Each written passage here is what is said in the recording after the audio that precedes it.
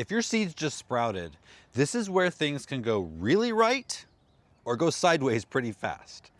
Most gardeners think the hard part is getting seeds to germinate. It's not. The stage where most people actually lose their plants is right after germination. Those first 1 or 2 weeks after the seedlings pop up are where things usually go wrong. Gardeners see those tiny little green sprouts, they get excited, and then within a week, the seedlings are stretched out, falling over, turning yellow, or just collapsing. So in this video, I'm going to walk you through exactly what to do the moment your seeds germinate so they grow into strong, healthy plants instead of tall, weak seedlings. So if you've got trays of basil, tomatoes, peppers, lettuce, or really any vegetable seedlings that just popped up, this is the moment that matters most. The first thing you should do once seeds germinate is remove the humidity dome. Humidity domes are great before germination because they help trap moisture and warmth around the soil. And that warm, humid environment helps seeds sprout faster. But once seedlings come up, that same environment becomes a problem. Too much humidity can cause issues like mold on the soil, fungal diseases, damping off disease, weak seedlings. Seedlings don't want to live in a little greenhouse. They actually prefer fresh air and airflow. So the rule here is simple.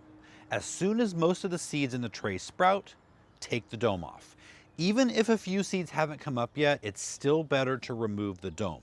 Those late seeds will still germinate just fine, but the seedlings that are already up will be much healthier. This is one of the simplest changes you can make that prevents a lot of early seedling problems. This is probably the most common mistake gardeners make with seedlings. The moment seeds germinate, they start looking for light. There's enough energy in the seed itself without light to break dormancy, put that first root down, and send up the little seedling. At that point, they're dependent on light to get the rest of their energy. And if this light isn't strong enough, your seedlings start stretching. You've probably seen this before if you've grown seeds before. Seedlings look tall and skinny, they're leaning over, they're falling down. That's called legginess. And once a seedling becomes leggy, you can't really fix it. It's always going to be weaker than it should be. So here's the rule. Seedlings should go under strong light immediately after germination. Not across the room, not sitting by a window. Windows almost never provide enough light for strong seedlings. Instead, place them directly under a grow light. Now, a good guideline is to keep the light 2 to 3 inches above the seedlings and keep the lights on about 14 to 16 hours per day. That strong overhead light tells the plant to grow short and sturdy instead of tall and weak. If you look at professional greenhouses, you'll notice their seedlings are always very compact. And that's because they're getting tons of light. Now, don't let grow lights scare you. You don't have to have a professional grow light. Even a DIY option can help. I'm going to put a link below, and I'll put a link at the end of this video to a video I did about a grow light for every budget. Another mistake gardeners make is keeping seedlings too warm after they germinate. Seeds like warm temperatures to sprout, but once the plant is up, most seedlings actually grow better in slightly cooler conditions. If they stay too warm, the plants grow fast, but weak. You'll end up with taller, floppy seedlings again instead of strong ones. So a good general rule looks like this. For germination, you can use a heat mat to get the desired temperature of about 70 to 80 degrees. After the seeds sprout, remove the heat mat or turn it off to achieve a cooler seedling temperature, ideally about 60 to 70 degrees. That slight drop in temperature slows the growth just enough to help the plants develop thicker stems and stronger roots. Think of it like this. You don't want your seedlings to grow fast, you want them to grow strong. And cooler temperatures help make that happen. Watering becomes much more important once seedlings are up. A lot of gardeners instinctively water from the top, but Watering directly onto tiny seedlings can cause problems. It can knock seedlings over that are tall, it can compact the soil, splash soil onto leaves, and increase disease risk. A much better method is bottom watering.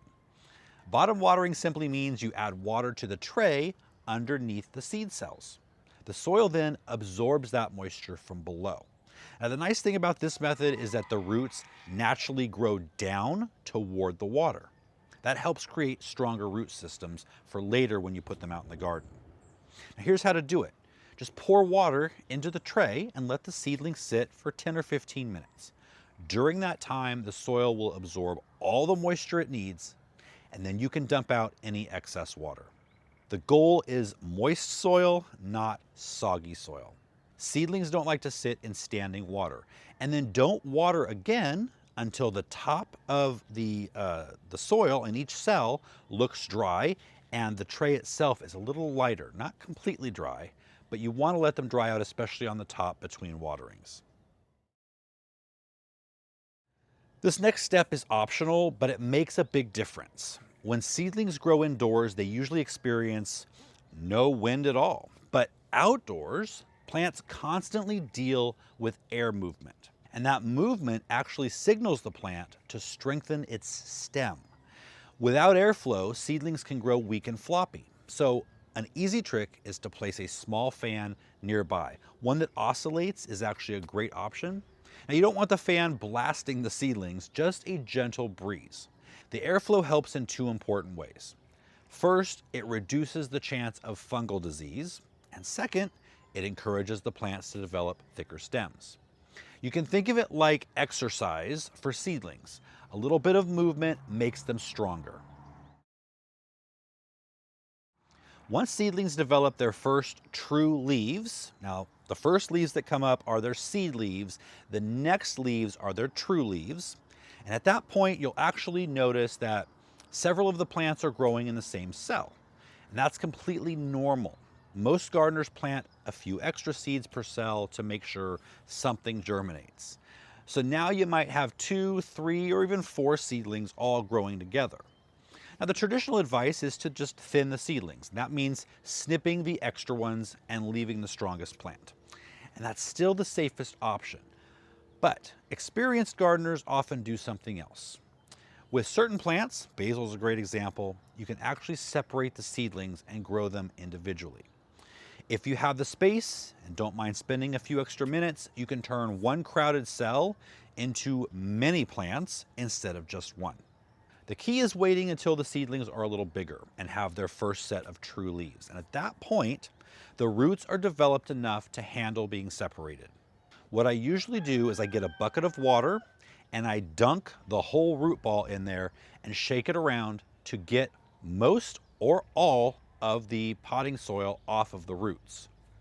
At that point, it makes it much easier to both see the roots and to tease the seedlings apart. Now, the way you want to handle seedlings, if at all possible, is by their leaves. And that seems counterintuitive. The leaf seems like the weakest part. But it's also a part that can be damaged and still have the plant live. So pull your seedlings apart by their leaves, not the stem, because if you pull off a leaf, it's okay, it'll still live. But if you crush the stem, that's the end of that plant. It sounds delicate, but many plants actually handle this very well. I do this all the time with basil, lettuce, onions, many types of flowers. So you've got two options here. One is the quick and easy method, just snip the extras and leave the strongest plant. Option 2 is separating them and transplanting them into their own cells. This is also great if you go out and buy transplants and you can see there's many seedlings in the, let's say, a 6-pack container. That's free plants. And with something like basil, like usually they just scatter a bunch of seeds in there, let them all come up to make a good show. I've had one 6-pack of basil end up being 50 to 100 plants. Seedlings don't need fertilizer right away. In fact, fertilizing them too early can actually damage them. Most seed starting mixes contain little or no fertilizer, and that's intentional. Young seedlings are very sensitive. But once they develop that first set of true leaves, they do begin needing some nutrients to grow. This is when you can start feeding them lightly. And a good rule is to use a liquid fertilizer diluted to about half strength. Apply it about once a week. You don't need much. Now, I love the Neptune's Harvest fish and seaweed formula. It gives them what they need gently and in a natural organic form. I'll link our shop below for Neptune's Harvest products. The goal is simply to provide enough nutrients so the plants continue growing steadily. Too much fertilizer can actually cause more harm than good at this stage and make them grow too fast, so you end up with those tall, floppy seedlings, which you don't want. So keep it light and keep it consistent. All right, quick recap. When your seeds germinate, here's what you want to do. Remove the humidity domes, put seedlings under strong light, lower the temperature slightly, bottom water instead of top watering, add gentle airflow, thin the seedlings or separate them from more plants, and begin light fertilizing once true leaves appear. If you follow those steps, your seedlings will grow short, sturdy, and healthy instead of tall and weak. I know seed germination feels like the big moment when you're starting seeds, but the truth is the real success happens in the 2 weeks after those seeds sprout. If you manage that stage well, you'll grow stronger plants that transplant better and perform better in the garden all season long. And that's really the goal, not just getting seeds to sprout, but growing plants that actually thrive once they get outside. Again, I have this video right here that shows you a grow light for every budget, even DIY. I'll see you guys next time.